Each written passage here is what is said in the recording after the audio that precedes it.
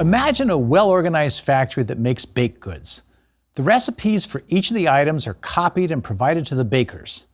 There's a plentiful supply of ingredients for everything to be made, and everyone is poised to start. But there's one sticky little problem. No one can read the recipes, which are in a mysterious language, and they can't recognize any of the ingredients. Not exactly good news for production. Strangely enough, this is precisely the situation facing cells that are getting ready to make proteins. But our presence here today says that cells solve the problem.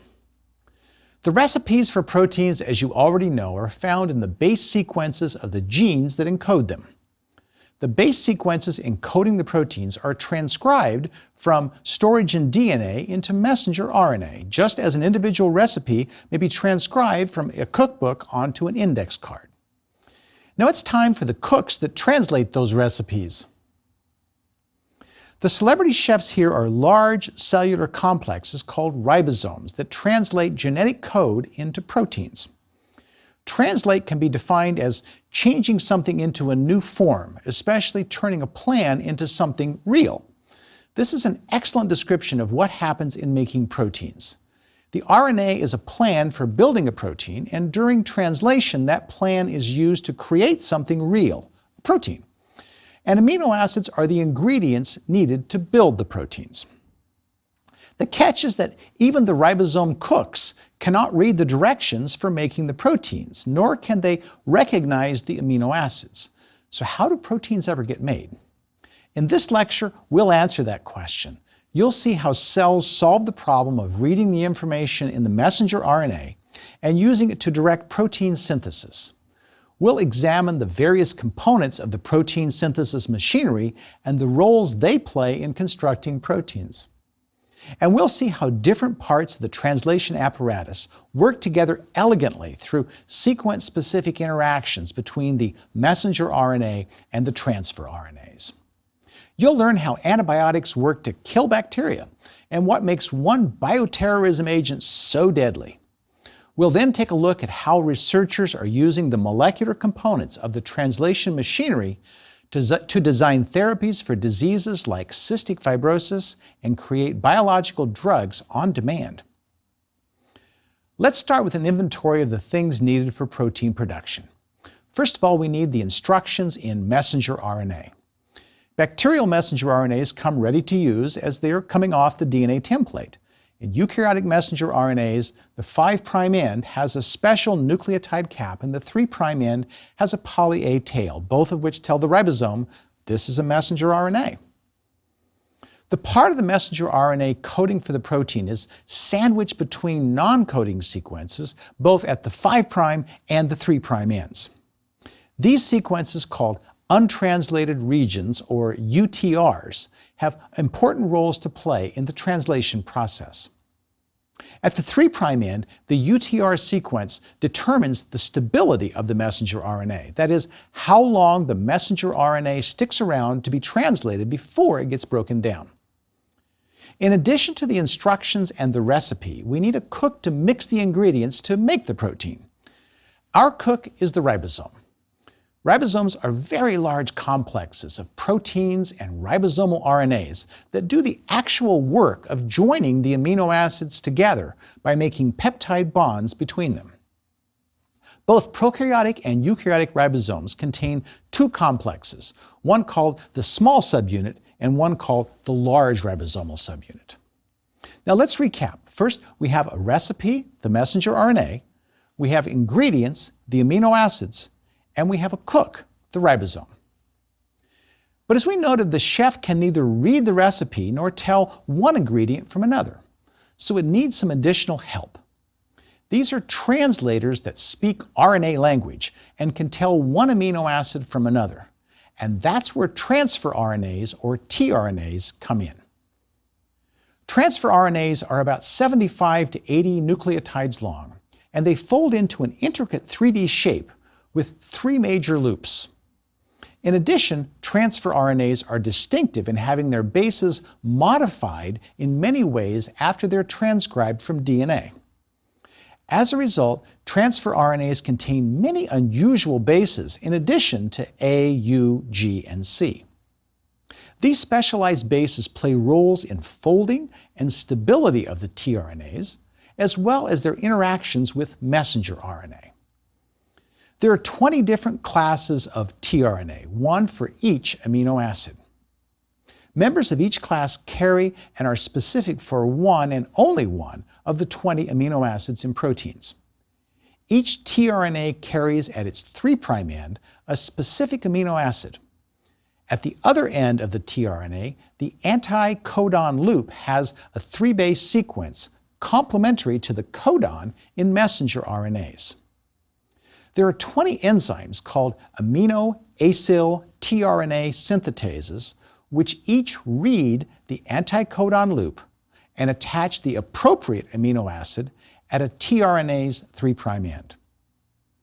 Each amino acid has its own unique synthetase enzyme for attachment to its corresponding tRNAs. A tRNA linked to an amino acid is said to be charged. So we have the tRNAs each carrying a specific amino acid, but how do they know what order to line up in to make a protein? Well, that information is in the messenger RNA, but it falls to the tRNAs to read the directions. The ability of tRNAs to read information in messenger RNA relies on specific molecular interactions. The genetic code in messenger RNA is written in codons, 3 bases that specify each amino acid. What tRNA uses to translate that message is an anticodon. The 3-base sequence of the tRNA anticodon is complementary to the codon in messenger RNA specifying an amino acid.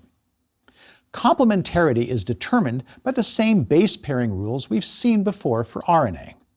A goes with U, G goes with C.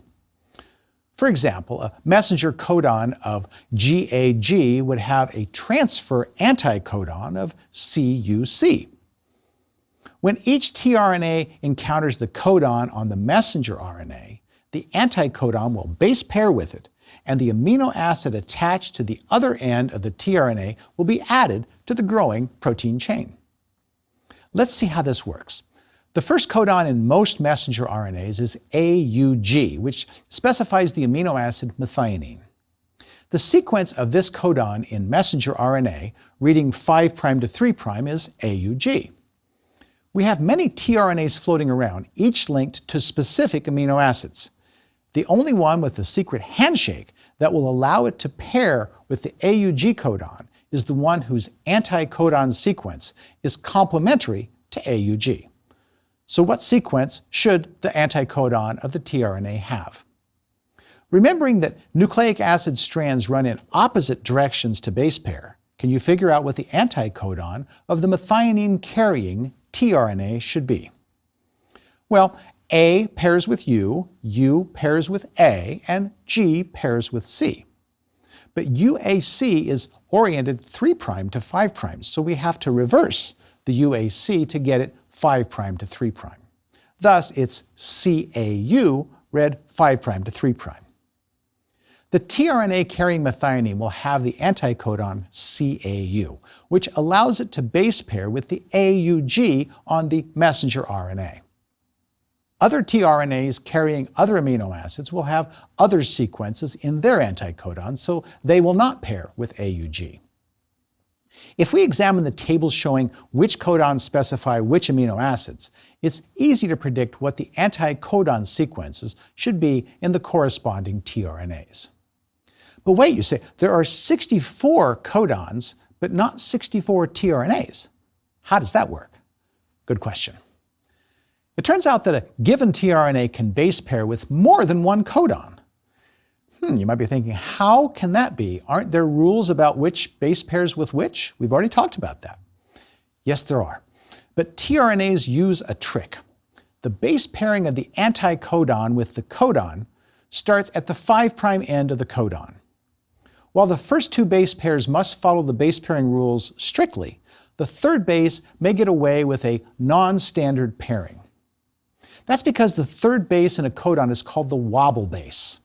In the genetic code, you can see that many of the codons that encode the same amino acid vary or wobble in the third position. Given that the third base pair is wobbly, we can use a trick for these codons. Remember that tRNAs have modified bases, as I noted earlier. One such modified base is part of the nucleotide inosine, which is often found at the anticodon's 5' end. Inosine's modified base, it turns out, is rather promiscuous. This base has an unrelated name, hypoxanthine, that's rarely used. Anyway, this modified base is a purine that can base pair with either of the standard pyrimidines, uracil or cytosine, and also with the purine it's derived from, adenine. This allows an anticodon ending with the modified base to pair with codons that have U, A, or C at their third position, as long as the first two bases of the codon make normal base pairs with the anticodon. If we use I for inosine to represent the modified base, we see three different pairings of messenger RNA are possible with just one modified tRNA. Okay, so we've collected all the components we need for protein synthesis: the messenger RNA, the ribosomes, and the tRNAs. Each tRNA is carrying its specific amino acid attached to its 3' terminus. And we know how tRNAs can pair with the messenger RNA and bring the amino acid corresponding to the codon to be added to the right sequence. Let's see how these pieces work together to construct a protein. The main steps of protein synthesis are very similar in prokaryotes and eukaryotes, so we'll make a note where there are differences. Translation happens in 3 stages. The first stage, known as initiation, brings the messenger RNA and ribosome together with the first tRNA. Remember, the first amino acid in proteins is methionine, so this first tRNA, the initiator tRNA, as it is called, carries methionine. Complementary to the methionine codon, AUG, in the messenger RNA, the tRNA would have a CAU anticodon. In bacteria, a modified methionine called formylmethionine is the first amino acid, but that makes no significant difference to the process. The ribosome, let's remember, has 2 subunits, a small and a large. When assembled, the ribosome has 3 spots for a tRNA. These are called the A, or amino acyl site, the P, or peptidyl site, and the E, or exit site. The coming together of the ribosome with the messenger RNA starts when the initiator tRNA binds to the small ribosomal subunit. In our cells, the small ribosomal subunit with the tRNA then binds the 5' cap of the messenger RNA. The small subunit with its initiator tRNA then slides along the messenger RNA until the first codon, AUG, is positioned at the P site of the ribosome, allowing the anticodon of the initiator tRNA to base pair with the AUG codon. In bacteria, a ribosomal RNA component of the small subunit recognizes and binds a sequence in the 5' untranslated region. This component is called the Shine-Dalgarno sequence, and it binds to a piece of ribosomal RNA called 16S. The Shine-Dalgarno sequence is what positions the ribosome and initiator tRNA correctly. The large ribosomal subunit then joins the complex, and translation is set to begin. At this point, we have the P site of the ribosome occupied by the initiator tRNA base paired to the start codon. The next codon on the messenger RNA is positioned in the ribosome's A site, ready for the appropriate charged tRNA to base pair with it. To bind at the A site, charged tRNAs need help from proteins called initiation factors, as well as energy from the hydrolysis of GTP. Now, in this context, GTP functions like ATP, providing a high-energy molecule for cellular reactions. When the correct transfer RNA corresponding to the second codon has base paired with the codon in the A site, the amino acid it carries is positioned close to the methionine attached to the initiator tRNA. The ribosome then catalyzes the formation of a peptide bond between the 2 amino acids. Now, we've noted before the surprising discovery that peptide bond formation in the ribosome is catalyzed not by the protein components of the ribosome, but by a ribosomal RNA. The formation of the first peptide bond results in the tRNA in the A site having 2 amino acids attached, while the tRNA in the P site has none. With this step, protein synthesis has begun, and 2 amino acids have been joined together, making a dipeptide. The next stage of protein synthesis, elongation, now begins. The ribosome moves along the mRNA so that the empty initiator tRNA is transferred to the exit site from which it can leave the ribosome. This movement requires the assistance of proteins called elongation factors and, you guessed it, energy, once again, from GTP hydrolysis. As the ribosome moves one codon forward, the tRNA carrying the dipeptide is moved into the vacated P site, leaving a new codon exposed in the A site, ready for the next charged tRNA to occupy. The rest of the process is just a repeat of these 3 steps: binding the proper tRNA in the A site, peptide bond formation, and sliding along the messenger RNA to move a new codon in the A site. Eventually, a stop codon of the messenger RNA is reached in the A site, triggering the final stage, termination. No tRNA can base pair with the stop codon. Instead, a protein called a release factor facilitates the separation of the completed protein from the ribosome. The ribosomal subunits then come apart for reuse when another messenger RNA can be translated. So a ribosome joins amino acids in the order specified by the messenger RNA thanks to tRNAs. And amazingly, the entire process of building proteins to spec, which is fundamental to life, is dependent on the specific base pairing interactions of the tRNAs with the codons in messenger RNA. Guided solely by these molecular interactions, amino acids are joined together in the sequences specified in the genes encoding proteins. The speed with which translation occurs is also impressive, about 15 to 20 amino acids per second. Since there are 3 bases per codon and 1 codon for each amino acid, the rate of movement down the messenger RNA by a ribosome is 45 to 60 nucleotides per second. Transcription, as we saw earlier, occurs at about the same rate. And this is important in bacterial cells where transcription from DNA to messenger RNA is coupled to translation from RNA to protein. Ribosomes that move no faster than the rate of transcription ensure that the translation machinery will keep a safe distance and not rear-end the RNA polymerase. So that's it for joining amino acids together. But as you are aware, functional proteins are more than strings of amino acids. The process of folding and covalent modifications may help them to take on various 3-dimensional shapes.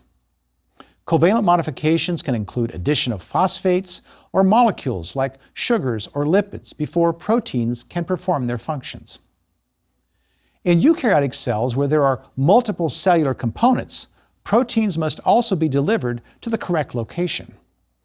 Ribosomes are in the cytoplasm, so that's where all proteins start being synthesized. But histones, DNA, and RNA polymerases, for example, must be delivered to the nucleus. Enzymes of the citric acid cycle must be sent to the mitochondria. Unless a protein is in the right spot, it is not of much use to the cell. So what gets a protein to where it's supposed to be? Many have a built-in address. For many proteins, a portion of their amino acid sequence, called a signal sequence, serves as a sort of address label. For example, proteins that are to be delivered to the mitochondria have the first 15 or so amino acids acting as this address label. Similarly, nuclear proteins get routed to the nucleus by a short sequence of 8 to 12 amino acids. The length of the addresses does vary. As few as 3 amino acids can provide the address for import into peroxisomes. That's where long-chain fatty acids are broken up, among other jobs. By contrast, 16 to 30 amino acids make up the address label for going into the endoplasmic reticulum. Similar to how you need a postal worker to read address labels and deliver the mail to each house, there are carrier proteins that help deliver each addressed protein to its correct destination. Membrane proteins are anchored within membranes with the help of stretches of hydrophobic amino acids within their sequences.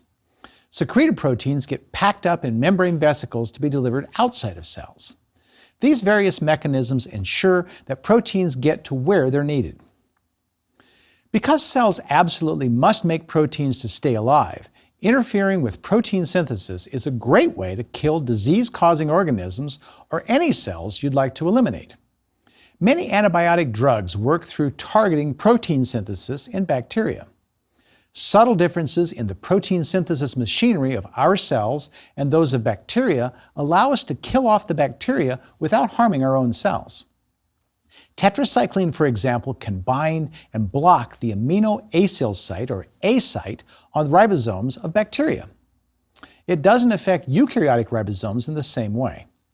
With the A site occupied, bacterial cells cannot make proteins they need and will soon die. Another commonly used antibiotic, chloramphenicol, works by binding to the ribosomal RNA in bacterial ribosomes and interfering with formation of the peptide bonds between amino acids. This understanding has also been used to create weapons, such as those of the bioterrorism agent known as ricin, which also depends on shutting down protein synthesis. The ricin protein is a deadly toxin found in the seeds of the castor bean plant. Yes, the same plant from which castor oil is derived. Ricin inactivates a crucial ribosomal RNA in our cells, completely blocking protein synthesis. This property and the tiny amounts of the ricin needed to kill an adult, about the weight of a couple of grains of salt, make this a highly effective poison. Proteins that work like ricin are called ribosome inactivating proteins, fittingly abbreviated RIP. Most of the applications of our knowledge of protein synthesis, though, do not involve preventing it. Understanding the components needed for translation and how they work together has allowed researchers to develop novel therapies and technologies that promise to revolutionize the treatment of some diseases. The earliest and still the most widespread application of our knowledge of protein synthesis has been the use of bacteria or yeasts to make us proteins of medical importance. The idea is to introduce into the microorganism the gene encoding a protein we want, for example, the human gene for insulin. The bacteria or yeast then transcribe and translate the gene, making insulin that is identical to the insulin we make in our own cells. Although therapeutic proteins can also be made by this method in cultured mammalian cells, it is far easier and cheaper using easily grown microorganisms. The insulin can then be purified from the cultured cells and made available to patients with diabetes. This approach was a real improvement over the previous option available, which was to purify insulin from the pancreatic cells of pigs. Although pig insulin is quite similar to human insulin, the number of pigs needed to get useful quantities of insulin was large. Also, some people developed an immune reaction to pig insulin. It is, after all, a foreign protein. So the ability to make real, honest-to-goodness human insulin on a large scale, using yeast or bacteria as protein factories, is a definite advantage. One remarkable breakthrough for protein production on a small scale, reported by researchers at MIT in 2016, was the demonstration that all the cellular components necessary for production of medically useful proteins can be extracted from cells and function outside of the cellular environment in a test tube. All the enzymes, amino acids, and ribosomal components needed for protein synthesis can be purified out of cells and freeze-dried into tiny pellets that are shelf-stable. This makes it possible to carry around a miniature factory for drug production in a little pillbox. When you need the protein, all you need to do is add water and the DNA that encodes the desired protein. No, I'm not joking. Addition of the water allows the components to be rehydrated. Then they go to work, first transcribing the gene from the added DNA, then translating the messenger RNA into the desired protein. In fact, the protein factory in a pellet can even make several different enzymes that are needed for a biosynthetic pathway all at once. Enzymes produced in this way can be used to make drugs that aren't proteins, if the starting molecule for the pathway is provided in the mixture. Scientists have successfully made the cancer drug violacin in this way using a 5-step pathway from the amino acid tryptophan. First, they had the portable protein factory make the enzymes that would be needed to convert tryptophan to violacin. Then they added tryptophan, whose freshly made enzymes were able to carry out all 5 reactions necessary to make violacin. The usefulness of this advance is hard to overstate. Making drugs using cells is very expensive and resource-intensive. Setup typically requires large fermenters, vats containing cells that have to be grown in costly media under controlled conditions of temperature, pH, and so on. In the old method, purifying the needed proteins from the cells is also expensive, and the final product must be kept refrigerated from the point of production all the way through the supply chain to the user. By contrast, the in vitro protein synthesis products don't have to be refrigerated and are easy to transport. There are no cells to feed and coddle. The only proteins made are the ones needed, so there's little purification required. And because small doses can be made on-site, on demand, there's no need for refrigeration during storage or transport. This makes the pellets ideal for use even in remote areas of developing countries. Doses of medicines can be created as needed. Such pellets would also be invaluable to the military, allowing drugs to be made in the field on demand. We can even go one step further in stripping the protein synthesis machinery down to its essentials. While the pellets contain everything needed to carry out protein synthesis in a test tube, what about using our own cells to produce the protein drugs we need? After all, our cells have their own machinery to make proteins. Could we get them to make the specific proteins those very cells might need to cure them? This idea led researchers to test whether delivering messenger RNA encoding a protein of interest into the lungs of mice could induce the cells of the lungs to produce the protein. By packing the messenger RNA securely in nanoparticles made of biodegradable polymers, the scientists were able to deliver the information for making a protein to the lung cells as an inhalable mist. And lo and behold, shortly afterwards, the protein encoded by the messenger RNA was detectable in the lungs of the mice. This work, reported in January of 2019, demonstrated that it may soon be possible to provide the messenger RNA for therapeutic peptides to patients to be delivered directly to their lung cells. There, the messenger RNA can direct the production of the desired protein using the cell's own protein synthesis machinery. The messenger RNA could be delivered using an inhaler of the kind that are used by asthmatics, so it would be easy to use, making life better for patients with cystic fibrosis and other diseases of the lungs. Finally, and most audaciously, scientists are working to expand the genetic code and incorporate amino acids not found in nature into proteins. This would allow them new ways to not only probe protein function, but also produce novel therapeutic agents unlike any we have at present. With this lecture, we've moved from learning the genetic alphabet, so to speak, into using the alphabet to make words. But as everyone knows, there's more to communication than just words. Words must be organized into sentences, and sentences must be carefully constructed to convey the meanings intended. Getting from the simplest elements of language all the way to eloquence is a long but important progression. It allows us to express ourselves in powerful ways. In the next lecture, we're going to learn how modifying cellular expression increases the power of protein words. We'll see how the translation from RNA to proteins can be modified by regulating when genes are expressed. We call it gene expression. Amino acids cannot join by themselves together. They require ribosomes to create the tether. All the protein chains get made according to instruction, carried by mRNA and peptide bond construction.